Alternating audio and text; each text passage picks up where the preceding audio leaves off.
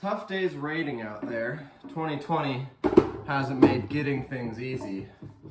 So, a tangerine and a Lindor chocolate's all I could get today. But the main thing I needed was a TV stand. And without one of those, my TV's just sitting on the ground, and that's just barbarian, and we can't be having that. So, we're gonna be making a TV stand today. Let's go look at what wood we got. We're gonna be using this old shiplap. No, this was actually part of the horse stall in our barn. Now we've been taking out those horse stalls because we don't have horses anymore. And it's beautifully aged wood.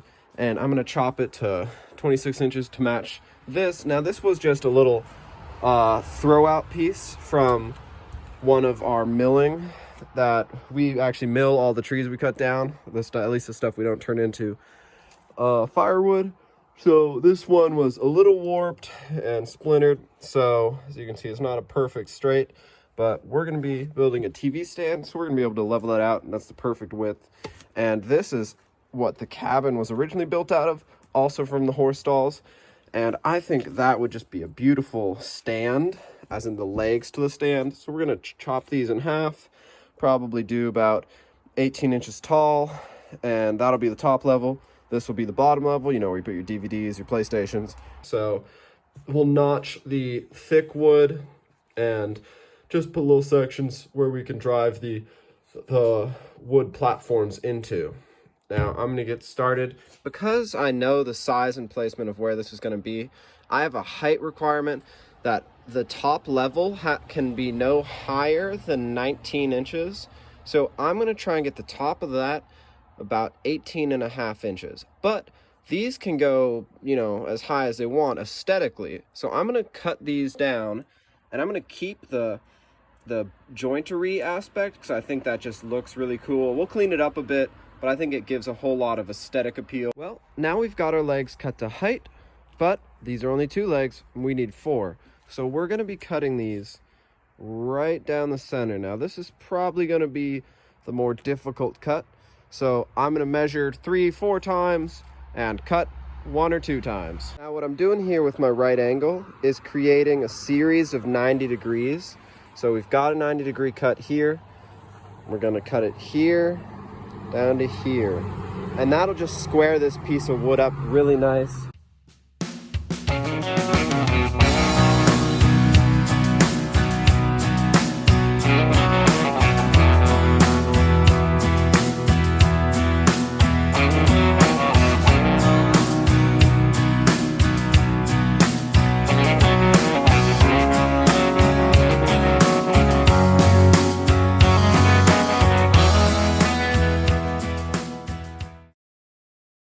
Please stand by.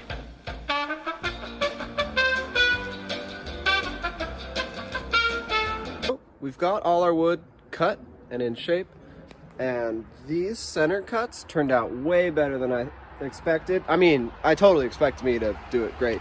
Totally. I'm going to be using liquid nails because I'm lazy, but I like how it looks. So we are going to sand these all down now and get them towards closer to the finish that we want.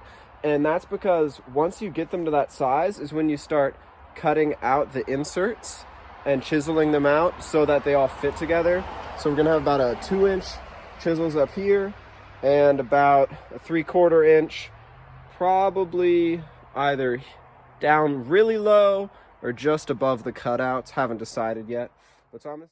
I'm using extreme heavy duty liquid nails to bind these pieces of shiplap together, and as you can see, I've already done an interior shot, so the 2 pieces where they conjoin, this side has an overlap, that side has an overlap.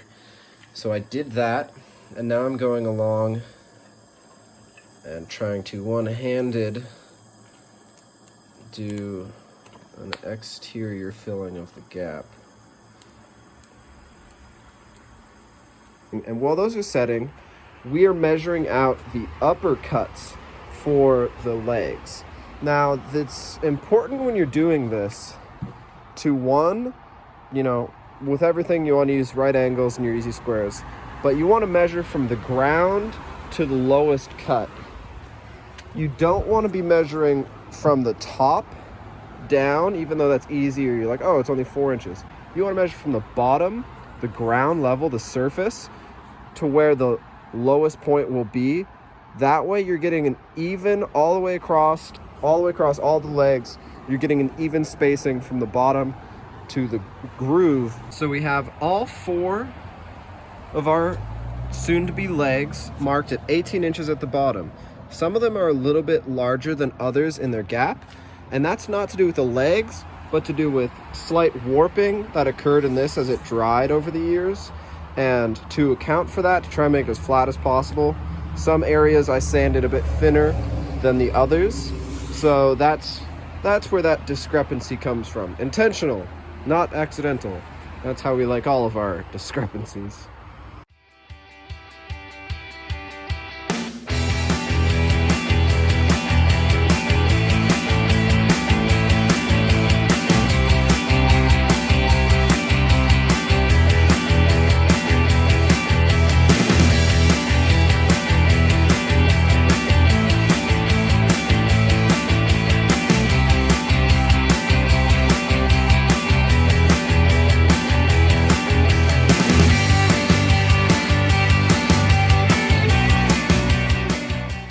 Well, one night has gone by and the boards are as solid as can be. So I'm gonna get to sanding these 2 down with the fine grit, and I'm gonna sand the rest of the pieces. Except first, before we sand the rest of the pieces, I'm measuring the distance, while it's all assembled, of 8 inches down, which is just below this break here. You can see marked here, and that's where we're gonna be cutting for the second shelf, which is those 2 pieces of wood that is now one. So it'll be about there, which will be just enough space for, your books, your DVDs, your PlayStations, and enough space for them to stand upright or down, whatever way you go. Well, sometimes you're making good cuts and you're getting progress, and then that happens. Wood's wood. That's just part of woodworking. You learn to roll with the cuts. Ha ha ha. No pun intended. So I pretty much traced an exact outline onto this piece, which is actually nice because I'm able to get a bit thicker of a center joint instead of having to split it 50-50 for the 2 pieces. Got about a 60%. This will be a bit thicker, but this is one of the rear legs, and I'm not really seeing an issue evolved from it being a bit thicker. Now we've got it all the panels are made, all the slots are filled. Now we can see with this test fit, there's no glue, there's no screws, it's just the 2 clamps. We can see that this board, the slot down here, first slot up here, we're gonna have to cut in a bit more here to bring this to a 90-degree. And the same here, you can see the board's pushing out further here than here. We're just gonna have to bring that in a bit to be 90. This one and that one are great. So I'm gonna sand down the interior of those 2 upper slots and see if we can bring those closer to a 90.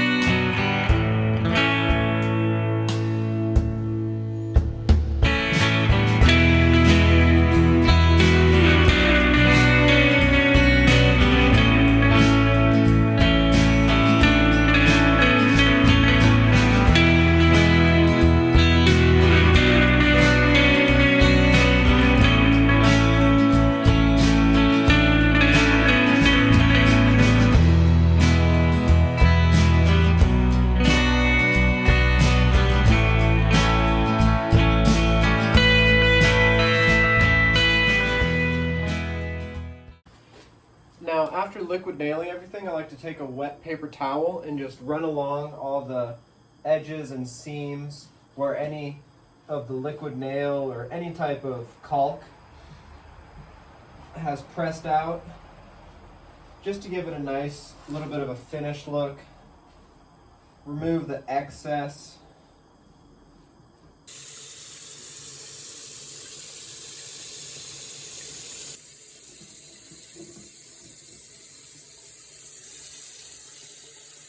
we've had this sitting overnight, and so I'm gonna keep letting it cure for the rest of the day. I've got the torch on it, as you can see, just to help heat up and activate chemical reactions, create heat. So in my mind, some heat would probably help, especially because we're in the cold mountains of the Northwest here. So I'm gonna start staining this stuff with Danish oil. Now that I've been able to actually get the can open with some magical hot water. See, heat's helpful. Worked for opening the can. So I'm gonna get to staining this bad boy, the parts.